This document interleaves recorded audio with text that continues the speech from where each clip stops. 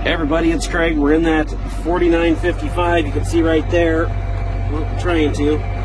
3,728 hours. Power shift, 15 speed. Now guys, again, you can clutch these or not, but the power shift works absolutely good right there into first without having to clutch it.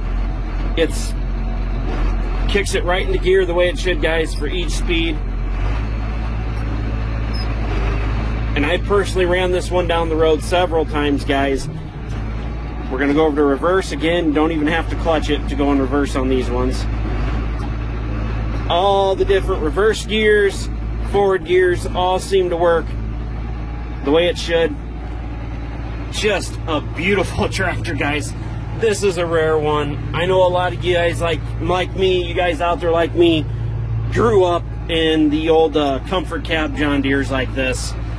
They were a great tractor, they still are, and you're getting one with absolute low miles, or low hours, sorry, 2 owners, always kept inside, used for planting and tillage, and that's it.